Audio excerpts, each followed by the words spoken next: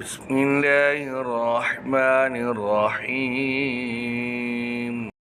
الذين يجتنبون كبائر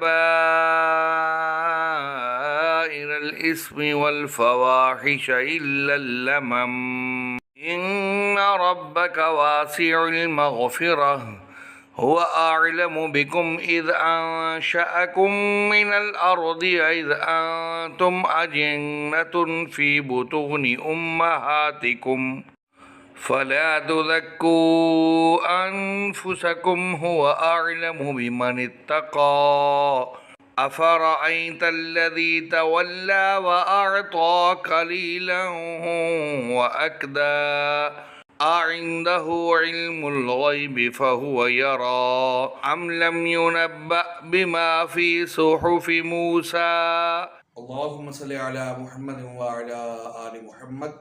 معزز سامعین کرام، ناظرین کرام، آج میں نے جو لیسن تیار کیا ہے یہ بہت اہم اور بہت ضروری لیسن ہے۔ گردان ماضی بعید و قریب یا ماضی قریب یا بعید، قالا اور کانا کے ساتھ، قالا اور کانا، یہ قرآن مجید فرقان حمید میں بہت زیادہ دفعہ استعمال ہوا ہے، اور اس کی جو گردان ہے ہر لفظ کافی دفعہ استعمال ہو چکے ہیں، قالا سے بھی اور کانا سے بھی۔ عربی میں کہتے ہیں قال اللہ تعالی فی الکلام المجید، یعنی اللہ رب العزت نے قرآن مجید فرقان حمید میں فرمایا یا کہا۔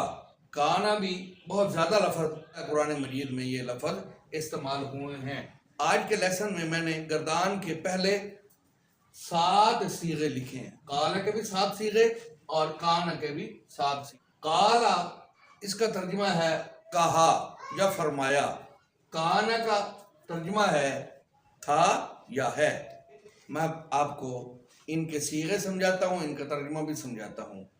قالا یہ بڑے کاف کے ساتھ ہوگا، جیسے کاف کینچی والا 2 نقطوں والا کاف ہے نا، وہ اس کاف کے ساتھ یہ قالا لکھا جائے گا۔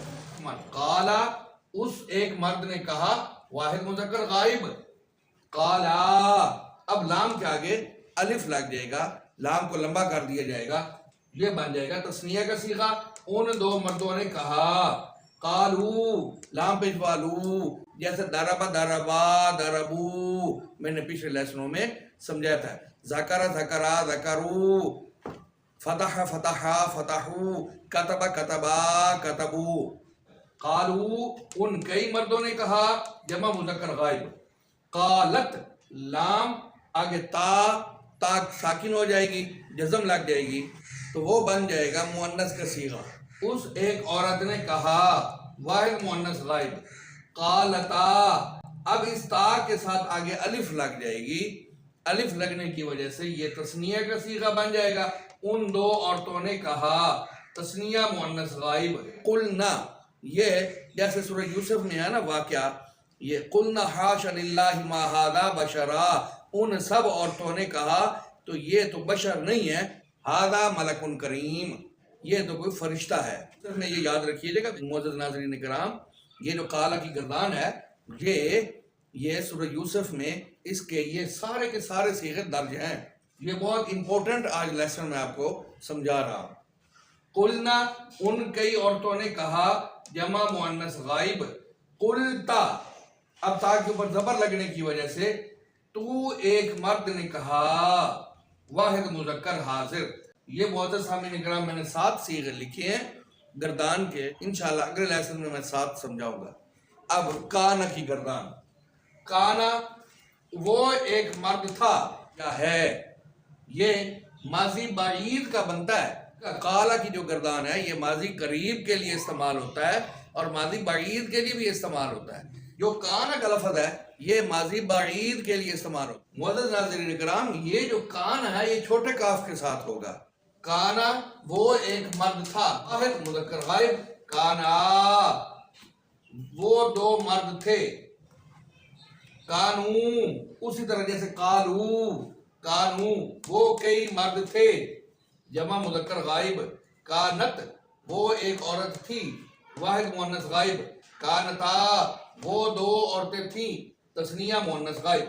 کننا چھوٹے کاف کے ساتھ، نون تشدید کے ساتھ کننا، جیسے یہ قلنا، قل ادھر قلنا، ادھر کننا، وہ کئی عورتیں تھیں، جمع مؤنث غائب، کنتا، کنتا، یہ کافی دفعہ لفظ استعمال ہوا ہے حاضر کے لیے۔ تو ایک مرد تھا، واحد مذکر حاضر۔